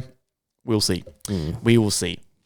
And again, the crypto as well has to be like worth at least like one coin's worth like at least, I don't know, 50 cents or something. Yeah, it's probably going to be... If it's worth like 0.00... It's going to be Shiba Inu. Yeah, it's like, bruh, like, come on, man. Did you see they found some motherfucker dead inside a 13-foot fucking python in fucking Indonesia or some shit in fucking Thailand or something, bruh? That's fucked up. And they showed the video of it too. The guy, the body's blurred, but they're carrying this big fucking snake. Jesus and the Christ. dude, a farmer, who's like 56 or some shit, was eaten by a python. How though? Surely in his sleep, right? Fuck, I don't fucking know. No Like, one knows. surely you see the python coming from a mile away, and you're like, yeah, it's not going to do nothing. It It was 28 feet. grabs you. Well, first they constrict you and crush your bones Yeah, well, and first swallow they you grab you slowly. and they suffocate you. So that's what I'm saying, though. How do you get into that position? I don't know how. Like I always wondered that too. Like how do you get eaten by a fucking snake? How do you I'm not laughing at his death, obviously. It's really fucked up. Yeah, But I'm that just is so saying, like, fucked up. Like how do you fucking, he was a farmer. It's probably just hacking his corn in the fucking field and, then the crews are fucking behind grab him. them? And Nah, it had to have been in his sleep, bro. It had to have been. Surely. Even if it grabs you, right, you fucking elbow it in the head or something. Nah, man. Once they grab you, they've got you. Like that thing, you ain't getting that thing off with fucking a winch, bro. That thing's stuck on. We've seen that dude who got eaten alive purposely by fucking, what was his name? That peanut that was on Joe Isn't Rogan. it Paul Rosalie? Yeah. Is that him? Yeah, but I like that guy. He got fucking eaten by a fucking python on purpose. It's like, what the fuck, bro? That was ages ago too. Yeah, that was fucking ages ago. Ages ago. Yeah. Fucking dumbass. Have you been seeing the Japan floods? Apparently it's flooding real bad. I think I heard about it. There was an earthquake, bunch of earthquakes too recently. Yeah, apparently the floods are that bad. Like, it's like in the movies where like the thing on the sidewalks like full spurting out water and shit. Whoa. The underground subway was like full filling up. When there's people on the train too, which is fucking scary. So you're like, oh fuck, like, Yeah, that's terrifying. Japan is full of natural disasters. It's one of the downfalls of Yeah. I love the culture and I'd love to live there for a little while, but man, the natural disasters are just hurricanes, earthquakes, tsunamis, fucking. yeah. Apparently all the workplaces have like earthquake rooms and It's shit. all earthquake proof. It's on the. I'm pretty sure Japan sits on with two tectonic plates meet. It's in like the Yeah. fucking danger zone. In of a Earth shit and spot. Wow, at least 155 people dead so far as the heavy rains hit Japan. Whoa. 20 missing as a landslide hits Japan. Fucking hell. Landslide, earthquake, tsunami, fucking Godzilla. Where's the fucking no information on what the hell's going on? So apparently it says tropical moisture and a stored weather front combined to dump torrential rains on the region over a 2-week period, causing widespread flooding and mudslides. God damn. Yeah, it's super sad.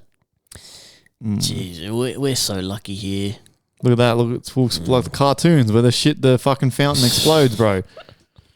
How did we get so lucky with Australia? The way we're situated is like almost perfect. Well, it's not even Australia. Like, it's Sydney. Sydney's fucking great. Yeah. But, because Queensland, they cop cyclones. They cop a lot of cyclones. Have you been seeing the Chinese robots running around? Yeah. I think they've joined the police force. You've got this is the movie. Remember the movie I, Robot, bro? Yeah, China I've got to rewatch that shit. China's going to take over the world, bro. China's rapidly advancing in the field of robotics, particularly with humanoid robots. They're driven by significant government investment and focus on practical application. So these motherfuckers have robot soccer, robot fucking police, robot fucking whatever you want, and I can't even get my order right at McDonald's. Still got fucking pimply losers making my burgers and shit. Have you tried the McGriddle? No. The McGriddle is here, and it's crazy because... Is it good? Oh, man. Like good? I like it. Really? I like it, yeah. I can't picture eating a McMuffin anymore. Oh, is it a breakfast thing? Yeah, you don't know what the McGriddle is? No. So it's crazy because I was saying to Rose, I want this thing. They should, because I'd see it online. It's in America. It's been in America for ages. So it's like instead of it's basically just the same as a breakfast menu. So you can get sausage and egg, bacon and egg, but instead of the bun, the McMuffin, it's a pancake with like maple syrup infused for bread. Oh yeah. So it's like bacon and egg with between two like pancake. It's like a things. full diabetes burger. Yeah, hard. Jesus And Christ. it's fucking pretty good. It's pretty delicious, bro. And it's just crazy that I was saying, I'm like, fuck, I want this. It's a permanent menu item now. Oh. Yeah. Well, until it's not. No, it's just a part of the menu now. Like, you can either get a McMuffin or you can edit your order and shit. Yeah, I interesting. get the bacon and egg, add a sausage on it. Yeah, right. Oh yeah. Anyway, Um, yeah, the robots. Chinese robotics has begun accepting pre-orders. You can get one for 199,000 yuan, one, Chinese one. or $27,500. I'm assuming that's US. So once that converts to Australian, probably around $30,000. $30,000 now. That'd be like 50. No, US dollars. $27,000 US. Yeah. It's like double. yeah, so it'll be about 42,000. Yeah. Damn. Since when is what the fuck is the current? It's always been like double. If you're paying 40 Australian dollars into US, you're paying 40 US dollars is about 80 Australian dollars. Jesus. Yeah. I might be getting confused with the euro then, because that's what the euro was. I think the euro is like a bit closer. God damn, why is our money so fucking inflated, bro? This is fucked. This is ridiculous. Do you know, right? Again, doing some research. Do you know how everyone thinks they know shit, and everyone's doing the whole, we owe China so much money and they this and that, and bruh, do you actually know how much debt the whole world is in? Yeah, everyone. Not just America, not just us, not just everyone thinks China's this fucking be all holy grail, bro. They got just as much debt as America. Yeah. But do you know how they solve this problem? We are now in a world crisis that can't be They ignore fixed. it, and that's how they solve it. No. Do you know what they do, right? Is what these fuckers do is, this is one of the main problems that happened in Ecuador all those years ago, when like a loaf of bread was like fucking $50-something and the whole economy full collapsed and Happened shit. in Argentina too. What they do is, so say for example, you're China, I'm Australia. I say to you, dude, I need to borrow fucking 100 million to do whatever. And you go, okay, yeah, cool, but you still owe 50 million. So what the Aussie government does is they print more fucking money. They print the money, which inflates the money and makes the dollar even more useless than what it already is. I then pay back my first loan with the money we just fucking printed. Then you then proceed to give us the loan that I've just asked for. And that's what everyone is doing. Literally everyone is doing that to each other. And then what happened in Ecuador was, obviously, what's the number one thing about loans? No one gives a fuck how much you're borrowing or what it's for, as long as you pay that fucking monthly payment or weekly, whatever the fuck it is. The second you start missing a few, you default on the loan, people stop giving you loans, etc., etc. They start hitting you up and want the money. That's what happened with Ecuador. They've done the same thing, but Ecuador apparently printed the fuck out of their fucking whatever. Is it peso in Ecuador or something different? I don't know, honestly. Whatever the fuck the Ecuadorian dollar, they apparently printed to the absolute tilt to try to pay off all these loans that they owed to keep getting loans. That then they started, that's why their inflation was so bad that like a loaf of bread was like $50-something or whatever. No one could afford nothing. Then the economy collapsed. They started defaulting on their loans for all multiple countries. And then everyone turned around and went, nah, we're not fucking with Ecuador anymore. Their fucking shit collapsed. And then I can't even remember who it was. Some big union had to come in and fucking save them and get them out of their shit. The official currency of Ecuador is the United States dollar, which has been in use since 2000, replacing the former currency, the Ecuadorian sucar. Oh, well, there you go. But yeah, a similar thing happened in Argentina. I remember when I was working at the Main and we had those Argentinian dudes come and shit. They were telling me about all the shit that happened in Argentina. I don't know the specifics of it, but it was a big fucking thing. I think currently they're going through some similar shit, and people were like killing themselves and shit. And I'm telling me stories about all these people that were in Argentina were like fucking.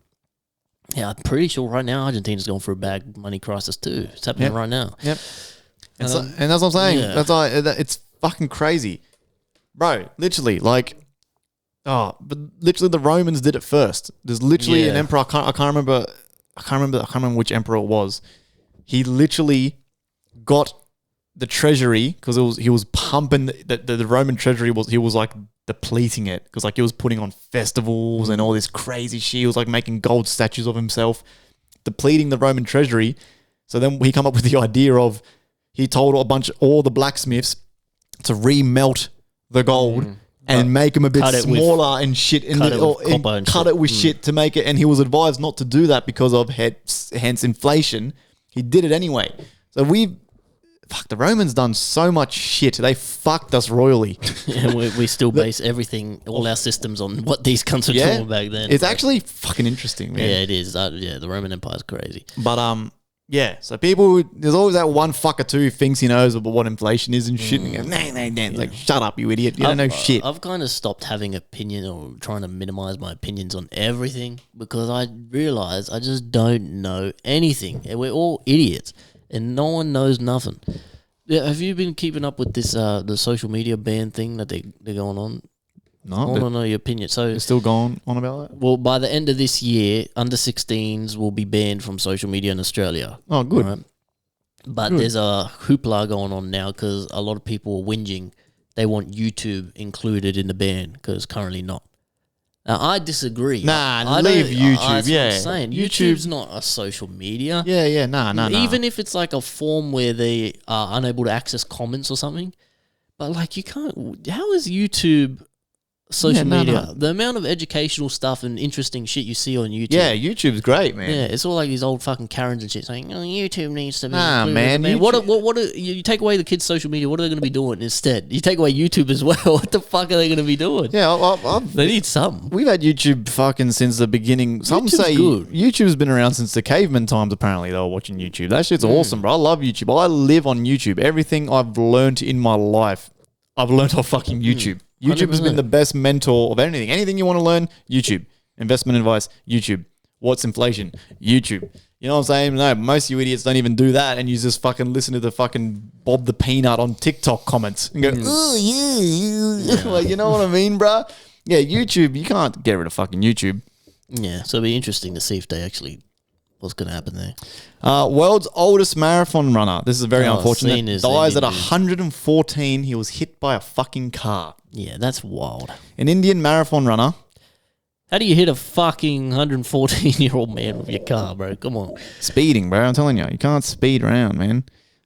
He was 114, which is fucking insanity, man. Sustained severe head injuries in a hit-and-run accident, man, while he was crossing the road in his native village. He was taken to hospital where he later died. His native village, so was he hit by a mule and cart? No, it says here car. He's actually hit. I know, I'm taking a piss. Even the Indian Prime Minister paid tribute, man. He was nicknamed by fans the Turbaned Torpedo.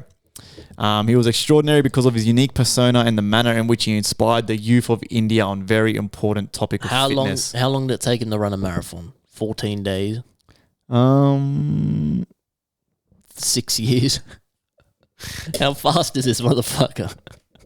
Well, I mean, it doesn't really matter because a marathon's not about time. No. It's about just completing it. Yeah, but did he complete a marathon? Yeah, he's a marathon runner.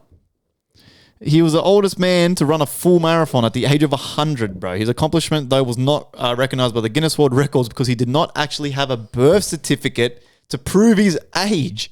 Well, how do they know he's 100 then?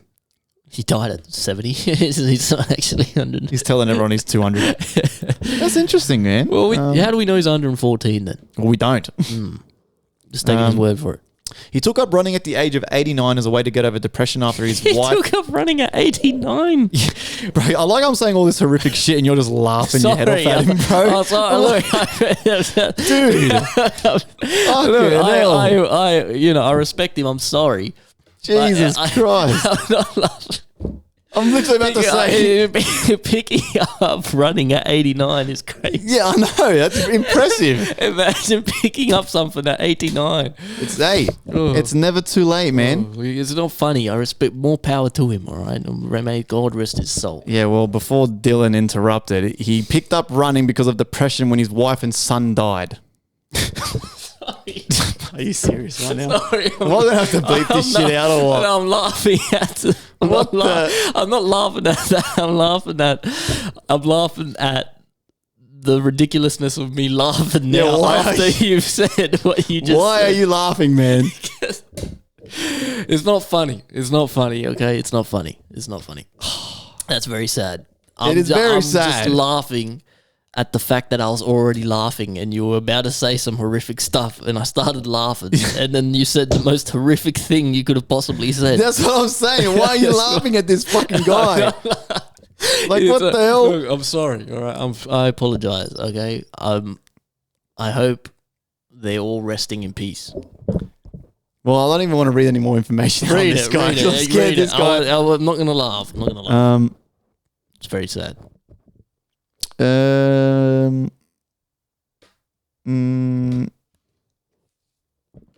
Oh, and then just to really ice the cherry on the cake, he said before he died, following his retirement from racing, so obviously he wasn't running at his supposed age of 114. He said that I hope people will remember me and not forget me. Oh, now I feel like an asshole. Come on, man. Jesus Christ. This is the saddest story ever. Yeah, I know. I don't know what's got into you, man, but you're... Look, Like- it's just a snowball, all right? The prospect of me already laughing, the fact that I was laughing at something horrific was funny to me, all right? Not the horrific thing, okay? Sorry, I apologize. It's very out of character for me. I'm sorry. You're gonna... Oh, look, man. It's very sad. He's a strong man, very strong-willed. I'm sure he has a solid spirit to be able to do that. Very inspiring. And we will not forget him, okay? He's solidified on FireCast forever now. Mate, says he was not hit by a car, he was hit by a buffalo. There's no way. I'm joking. I'm just trying to bait you. I'm trying to see. Oh, no. All right. Yeah, well, What's his name? We should say his name, all right? Fucking hell. I can't say the name. terrible here. Farju Singh, I think, or Farja Singh. Farja Singh. Yeah. So that's very unfortunate, though. None of his accomplishments are recorded in the Guinness World Record. Yeah, man, for being a religious guy, you're going to get punished for that now, dude. I wasn't laughing at him, all right? Jesus. I wasn't laughing at him. I was skeptical of his age, all right? That's about the extent of my disbelief in this man, all right? Well, obviously, he's an old fella. He's incredible. I can't believe you laughed. I was laughing at me already laughing because the thing you said. And it was the most horrific possible thing. That's why I was laughing, because it was like you couldn't have said anything worse. Oh, my gosh. Oh. Jesus Christ. I'm sorry. That is like a full clip. There's no clips of that. Jesus Christ. That's awful. That's awful. I'm sorry. Have you seen Vegas has added the table games at a casino? Really? I thought I saw that. I didn't read the headline properly. So that's stupid. Nah, man, that's fucking mad. That is fun as fuck. Imagine winning money. Imagine winning $1 million on a hand. That'd be hectic. And what, they got all the same rules, draw 4, all that shit. People are gonna be fucking killing each other over that shit. Well, it says apparently I don't think it's an official table game across the whole of Vegas at the moment. It's just they're trialing it, I think, in one of their casinos where they've built at the Palms. And they apparently full built a whole separate floor for it. It's got themed pool tables and stuff like that. I don't know if you can actually make bets on it though. Yeah, can you? The being says the immersive over-the-top experience is designed to bring the iconic card game into the real-world setting. The launch of the Social Club marks the start of a nationwide campaign to turn casual game nights into full-blown entertainment events. Las Vegas launch kicks off with a contest that will run through until June 19th. So is there money involved? That's what I'm trying to find out. Okay, so I think so far, no, that you can't win actual money. Is there money involved in the new Uno Social Club in Las Vegas? No. The Uno Social Club in Las Vegas is all about fun and friendly competition, not gambling. They've got themed rooms and special versions of Uno to play, but it's all just for bragging rights. Okay. So that's gay. Okay, cool idea. I personally think you transition it into money. That makes it fun as. I don't think that'll ever happen. That'd be so fun. So you get your deck to start with, and then just like poker, you choose if you want to play or not. You want to buy in. Wait, that'll never happen because how's the house win? In Uno, you're only versing players. Yeah, so it wouldn't be against the house, and it'd just be a pot. The house has to win. It'd be a pot. Yeah, so then they probably would never actually do that because it doesn't benefit them. Interesting. Still be fun, though. I'm sure there'd be a casino that'd host it somewhere. Have you heard Dana White's fucking gambling stories? Yeah, that This cunt, dude- yeah, he's got banned from bro. like fucking. Every time someone asks a gambling question, his eyes are light up. Yeah. He loves gambling, and he was talking about on Full Send podcast recently.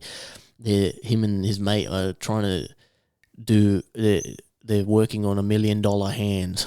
They're like organized with some casino that they're gonna allow them to do $1 million hands. That's ridiculous. $1 million hands, and this kid's starving. And this guy's talking about how he wants to do $1 million hands. And then Yep. the UFC fighters are getting paid in fucking 13, orange juice and peanuts. Yep. It's like, Yep. Speaking of the UFC, though, did you see the White House is going to host a UFC event. That's actually going ahead. Yeah, real thing. Next July 4th, they're going to do a UFC event. All the fight. John Jones, unretired. Yeah, apparently Conor McGregor unretired as well. They Yeah. want to fight at the fucking White House. Well, just quickly, Dana White once gambled $300,000 on Baccarat, winning a total of $1.1 million. That's not a bad. No, he's done not a bigger bad ones pot. than that. He's spoken about them. Not a bad pot. 300,000. Baccarat's fucking hard. I hate that I game. got no idea how that even works. It's just like blackjack, but instead of 21, you want to get to 9 first. Or Whoa. 10. I'm saying so the odds are like. Apparently, though, people reckon like everyone's an expert at gambling. You have. Like, if you actually learn Baccarat, you actually do have really mad chances of winning. But to me, it feels like your things are way more skewed than ever. 21 is like kind of fair because there's a lot of cards that lead up to 21 in the deck. But 9, bruh, That's crazy. That's like one card you could be out. You get an 8 or 9. If the hand gets an 8 or 9, you get anything above or less than that. The house is already won. Fuck it. I'm going to learn black. I've always been a little too scared to try blackjack at the casino. So was I. It's really fun. I know, Bro, I know. and when I you're on gotta the brush heater up on the rules. and everyone's full clapping you and shit, it's awesome, bro. It's pretty plain and simple, man. Like, a lot of the times the dealer helps you too. You get a card and the dealer will kind of just go like, look at you and go, you sure you want to hit that? And you go, oh, okay, stay. And then it turns out that Fuck he was yeah. right. I'm Like, doing it next time we go casino, bro. It's fun. 'cause I've usually just done the roulette and I have a blast. I love the casino, man. Oh. I love the casino, mate, bro. you gotta go to Oh. Vegas, mate. You will have a very dangerous time there, bro. I'm telling Except you need money, supposedly. Apparently you need money for casinos. you. Yep. Ridiculous. Yep. Well, I've got one more. Again, do you have any more or? Good question. Because my one's morbid again. I don't want to end on a morbid one. Because Dylan might laugh at him. Well, I had one that was kind of also morbid. Well, not really as morbid, but yeah, go ahead. Well, just quickly, have you seen the updates on the Air India crash? No. They're now apparently coming out and saying that one of the pilots turned off the fuel to the engines. Hence why it went up and then just completely lost lift because there was no fucking fuel in the engines powering the engines. Well, why'd you do that? Well, they don't know. And now, because there's apparently audio recording of the pilot saying, why did you turn off the fuel? And the pilot's going, I didn't. So now it's an argument, well, was it a fault that somehow turned it off or was it like a suicide thing or whatever? And now apparently they're saying that one of the pilots had mental health issues, yada, yada, yada. Hold on a minute. Didn't you So- say there was something that deploys only when there's a fault that you can't even turn on that, and you could see in the video it deployed or Yes, some so shit? the rat deploys only in a dire emergency. Yeah, that's so what the I'm saying. fuel cutting So off the engine is a dire that's emergency. what I'm saying. So, I don't think he turned off the fuel. It probably malfunctioned and turned off, and then the other pilot was just asking, or must have thought he had done it, or wondered. Well, that's no one. We're never going to know. But you can. But like, there's literally people have been uploading videos like on the cockpit. You can turn it off. There's literally 2 switches in the middle of the thing. That's the fuel. And apparently, everyone's asking, why the fuck do you even have that option? That option is if you're in mid-flight and you have a fucking engine fire, you obviously need to turn the fuel off so it doesn't fucking blow up the plane. So you got to turn the fuel off and then try to glide land the plane. So now that kind of makes sense. Like, okay. So that's like an extreme safety precaution that you need to have if you have an engine fire, which now makes fucking sense. Yeah, so now apparently they're saying, Bowen have released saying, oh yeah, he had mental health issues, yada, yada, yada. So again, argument, is it Boeing, again, covering up for their shitty fucking planes that keep fucking falling out of the sky in 2025 apparently? Probably. Or is there something very vindictive and this guy's done a fucking mass suicide? Or was it a full-on mistake where this guy has somehow switched off the fuel? I don't know. I don't buy a pilot of that long, 20 plus fucking years making that mistake. Yeah, I don't know. I don't know which camp I'm in. I don't know if I'm in the mental health camp or the Boeing covering up their shit camp. I'm in no camp because I'll never know, and it's not going to fucking benefit me to rack my brain over this. God rest the souls of all those who died. That's terrible. Another terrible thing. Have you seen all the drama with the Epstein list? No. No, you haven't seen it? No. So everyone's angry at Trump now. That's why he's not releasing the... Because they said they ran on it. They made a big campaign about transparency. We're going to release all this stuff. The Attorney General, Pam Bondi, said in February, I have the Epstein list on my desk and all this. And now they're saying there's no Epstein list. And Trump is like dodging the question and trying to, you're still talking about Epstein. Why is everyone talking about this? He keeps saying, I don't know why people are interested. Well, I don't get why people. It's like, bro, what do you mean? You ran the whole campaign. It was all about, we're going to release everything. JFK files, Epstein files. They had all these influencers posting videos of them holding these files like it's some fucking parade. And now all of a sudden they're saying there's nothing. It's like they either lied in the first place and there was nothing. And they used it. Lied. It's part of their campaign agenda, man. Or they wanted to. They really want to be, but these people are just too powerful. And they just can't do it. Something's changed. They got in the office. They all thought they could make these changes. And like we all know, the men in black step in and say, hang on a minute, it's not how things work around here. And they all fucking... Trump has flip-flopped and backtracked on a lot of the things he said he was going to do. And he's turning out to be just another routine politician, which is like, shouldn't be surprising, but it's upsetting when you think you vote for this dude or you hope this dude wins for the sake that he's going to be a renegade and he's going to change things up and do this and do that, and you give these politicians the benefit of the doubt. And then, who knows what happens from here, we'll see, but everyone's in a stink because of that. Every politician lies about something in their fucking campaign to try to boost the fucking numbers and the this and the that. Again, I don't know why you would lie about the Epstein. I don't even think there's a fucking Epstein list, to be honest. A lot of people say, it's because Trump's all over that list and Trump's... I don't think it's that. I think it's just these people are too powerful. Because, Biden didn't release the list either. And the Epstein thing happened in Trump's first term. During Trump's first term was when it all went down, Yeah. So it's like, why would they run on it if they didn't have the intention of if they were implicated on the list, why the fuck would you make a campaign? Exactly. Yeah. So I don't think it's that. I just think there's higher powers at play. So, there's a lot of things that Trump's doing that's kind of fucking questionable. Same thing with the no foreign wars. We're going to stop the wars. We're going to stop doing this. And then they're funding Israel just as much as everyone else is. They're fucking bombing Iran. They're bombing fucking Syria. It's like, come on, man. What's going on? And they have nuclear weapons. I regret getting so... I don't regret... I still like Trump more than I don't. And I still think he's a better option for the world. Just because of his businessman background and the fact that he's open for dialogue. But then again, he said I could end the Russia-Ukraine war in one day with a phone call. Obviously, it's not that easy.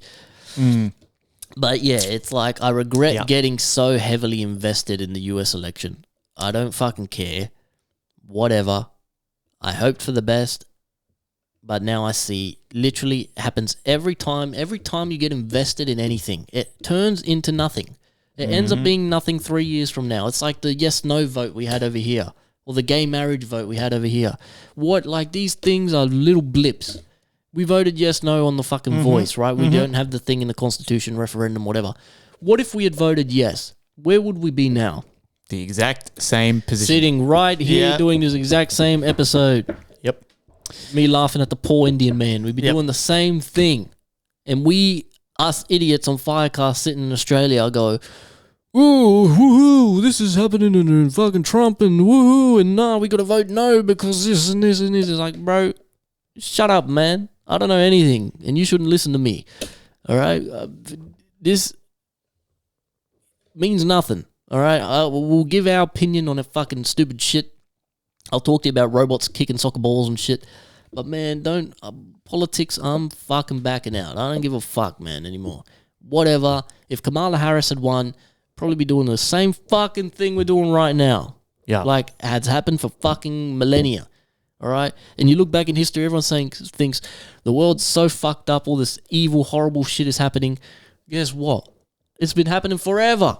There's always evil, horrible shit. Imagine we were living in the fucking Cold War. We'd be scared that Russia was going to nuke us any minute now. Imagine we were living in fucking, the fucking pick it, anytime. The fucking the Black Plague, the Great Depression, the fucking 2008 financial crisis, the whatever. Cuban Missile Crisis, name it. We'd be fucking having the same fears, the same worries, and the same fucking laughs, and the same jokes, and the same bullshit as always. So fuck this, man. No more fucking opinions from me about fuck all, man. About nothing. I'm just like water. Bruce Lee. I'm just fucking whatever. Maybe I think this. Maybe I think that. Maybe tomorrow I'll think this. You know what I'm saying? I regret being so heavily invested in this garbage. And I don't know why I was. American politics. I did say this all the time that nothing changes. No, we knew that too. Like, nothing changes. We knew that. Yes. It's nothing like- changes ever. Doesn't matter what this person done ages ago, what that party did this, what this party says they're going to do. That's why I find it crazy, especially when the people go on then socials and they get so up in arms about it, because it's like holy shit, like this person in their brain, again, I spoke about this. Stupidity is, especially mass stupidity, there's no cure for it. There's no cure. There's no anti-fucking serum for it. There's no counter argument. You can't even talk to a person who's that opinionated about something, about whatever it is you're trying to prove, because in their brain, it's not computing. It's part of their identity. You know what I'm saying? Themselves to that opinion. It's not computing. That's why, I love talking about everything because I have an opinion and, I think it's fun. But I can also look at the other side and go, oh, you know what? That's pretty cool. Or I kind of agree. Or, but I'm not going to then get butthurt and fucking go on social and go, oh, this fucking person said, it's like, bro, you know what I'm saying? The problem with these people that you're talking about, it becomes a part of their identity, right? And if that's a part of your identity, if that view ceases to exist, a part of you ceases to exist. So these people attach themselves to these ideas and they become part of the team. I'm a Democrat, I'm a Republican, I'm a fucking Albanese, I'm a Dutton, whatever. Yeah. You become part of that team. And if that team and that idea ceases to exist or is wrong, you cease to exist. And that's why these people get so up in arms and fight to the last tooth and nail on TikTok and Instagram and shit. It's like even the Diddy thing, right? Just a couple weeks ago, before the Diddy was innocent or whatever, I said, I think he's going to be spending the rest of his life in jail. Yep, he's spending the rest of his life. A week later, what do you know? He's fucking innocent on most things. Mm-hmm. He's going to spend fucking 3 years in jail probably. It's like, what the fuck, man? Like, I had a confident opinion that he was going to spend the rest of his life in jail, and I was wrong on that too. So it's like, you can't fucking have that strong of an opinion on anything. So fuck it. My opinion's very fickle on all these things. I'll be swayed either way. Whatever's right is right. What's wrong is wrong. Convince me otherwise. Right. So stupidity is a more dangerous enemy of the good than malice. One may protest against evil. It can be exposed and, if need be, prevented by use of force. Evil always carries within itself the germ of its own subversion, in that it leaves behind in human beings at least a sense of unease. Against stupidity, we are defenseless. Neither protest nor the use of force can accomplish anything here. Reason falls on deaf ears. Facts that contradicts one's prejudgments simply need not be believed. In such moments, the stupid person even becomes critical. And when facts are irrefutable, they are just pushed aside as insequential, as incidental. In this, the stupid person, in contrast to the malicious one, is utterly self-satisfied, and being easily irritated becomes dangerous by going on the attack. And then he says a whole bunch of other stuff. But just in short, don't be that person, because you just look like an idiot. You literally look like a fool. You know what I'm saying? It's cool to have an opinion. That's fine. I have opinion. I'm not saying not to have opinions. I have opinions, and I'm going to say my opinions because, one, I don't give a fuck what anyone thinks, and two, it's just the whole point of a podcast is you talk about stuff. But I'm then not going to get butthurt if this guy says a certain thing or believes a certain thing, but I believe the opposite. You know what I'm saying? Like it doesn't, to me, I don't give two shits. I really don't give a fuck because I've got my own shit going on and I'm trying to make things work for myself, just like you are, just like the listener is, just like that person is. Don't be that person who falls victim to the blind stupidity because it looks really fucking stupid. It looks really fucking stupid. Well, I think with that note, we'll wrap this motherfucker up, homie. That'll do us. Thank you for listening. Thank you for watching. Listen to the music. Pre-save the albums, the songs, all that shit. As always, guys, thank you so much for listening. We appreciate it. And like I've said 100 times, get involved. Don't be shy. Send us your opinions on things. You know, what's your political views? What are your religious views? Anything you want, tell us. We do not judge here. We might laugh at you if you get run over by a car. We might...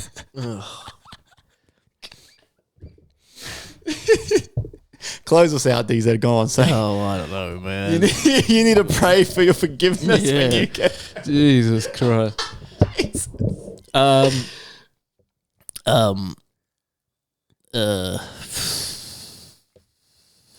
don't know. Be good, man. Salute.